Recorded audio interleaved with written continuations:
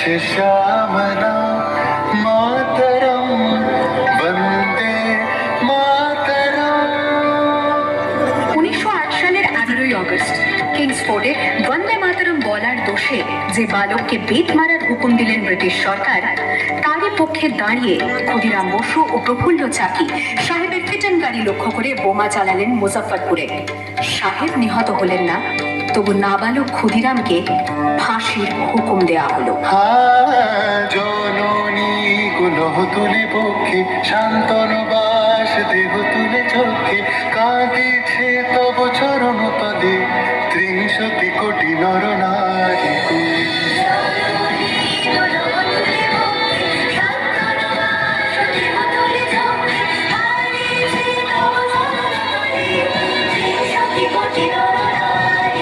যারা স্বর্গগত তারা এখনো জানে স্বর্গের চেয়ে প্রিয় জন্মভূমি এসো স্বদেশ তোদের মহাবিদ্যালয়। যারা জীর্ণ জাতির বুকে জাগালো আশা মন মলিন মুখে জগালো ভাষা আজি রক্ত কমলি গাথা আজি রক্ত কমলি গাথা মারল খালি বিজয় লক্ষ্মী দেবতাদের গলে মুক্তির মন্দির সকাল বলি কত প্রাণ হলো বলিয়া লেখা আছে অশ্রু জলে। 9 সেপ্টেম্বর 1915 ইংরেজদের সঙ্গে সম্মুখ সমরের স্বাধীনতা ছিনিয়ে নিতে অস্ত্র আনার পরিকল্পনা করেন যতীন্দ্রনাথ মুখোপাধ্যায়।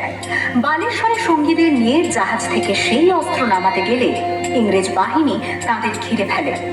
বুড়িপালমের তীরে লড়াই বাঁধে বিরাট ইংরেজ বাহিনী বনাম বাঘা যতীন ও তার 4 সতীর্থদের।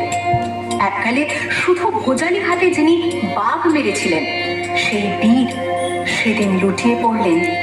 আমি হাসি হাসি পড়ব ফাঁসি দেখবে ভারতবাসী ও মা হাসি হাসি পড়ব ফাঁসি দেখবে ভারতবাসী।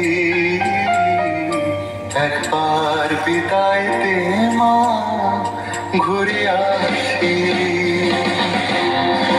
18 এপ্রিল 1918 মাস্টারদা সূর্য সেন ও তার 65 জন শিষ্য মিলে পরিকল্পনা করে চট্টগ্রামে ব্রিটিশ পুলিশের অস্ত্রাগার লুট করেন এবং তারপরে লুকিয়ে আশ্রয় নেন জালালাবাদ পাহাড়ে।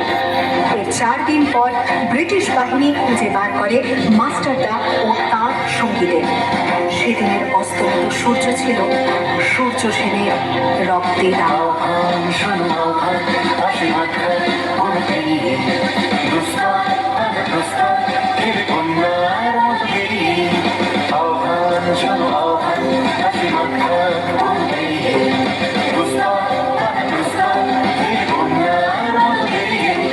যুগ সঞ্চিত শক্তি দিয়েছে সারা হিমগিরি সমুখী সূর্যের অভিসারা যাত্রা শুরু হচ্ছে ছুটি দুর্বার দিকে ছুটি মুক্ত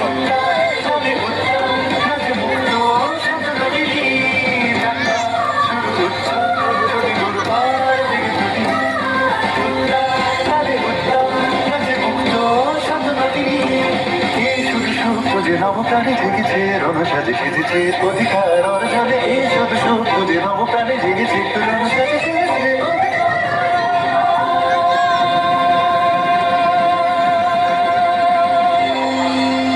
8 ডিসেম্বর 1930 বিনয় বসু, বাদল গুপ্ত, দীনেশ গুপ্ত সাহেবের পোশাকে ট্যাক্সি থেকে এসে নামলেন রাইটার্স বিল্ডিং এর সামনে। সোজা উঠে গেলেন দোতলায়। সামনে সিমসনের ঘর। গায়রক্ষীকে ঠেলে ঢুকে গেলেন ভেতরে। বন্দুকের আওয়াজে গর্জে উঠল রাইটার্স। লুটিয়ে পড়লেন সিমসন। এরপর রাইটার্স বিল্ডিং এর অলিন্দ বারবার গর্জে উঠল বিপ্লবীদের গুলির শব্দে। তারপর টেগার্ড সাহেব তার বাহিনী নিয়ে ঘিরে ফেললেন বিনয়, বাদল, দীনেশকে।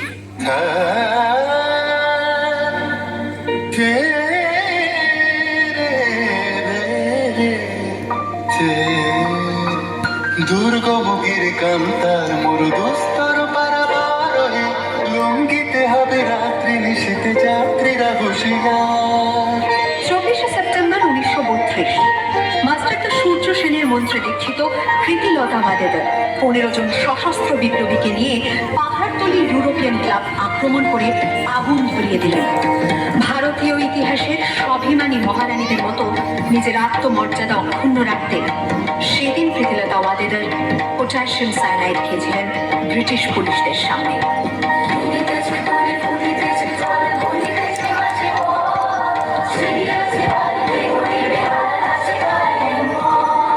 দিয়েছো জোয়ান হওয়া আগে যে ভবিষ্যৎ এ তুফান ভারী দিতে হবে পারি দিতে হবে তোরি পা দুর্গম গিরি কঙ্কার মোর দোস্তার লঙ্ঘিতে হবে ফিরে যেতে হবে হুঁশিয়ার।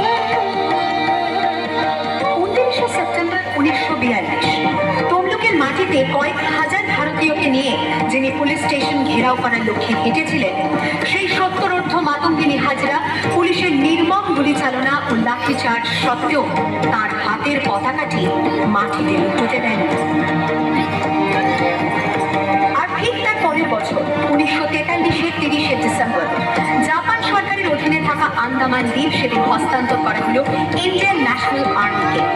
পোর্ট ব্লেয়ারের মাঠে তিরঙ্গা পতাকা তুললেন সুভাষচন্দ্র। এটাই স্বাধীন ভারতের মাটিতে প্রথম তেরঙ্গা ঝান্ডা। আইএনএর commander in chief Subhash Chandra Bose হলেন ভারত, যাকে স্বীকৃতি দিয়েছিল 18টি দেশ।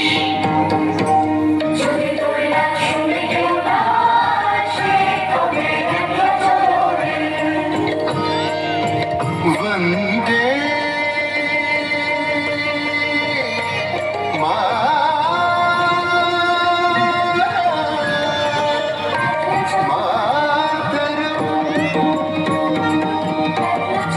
वंदे वंदे मातरम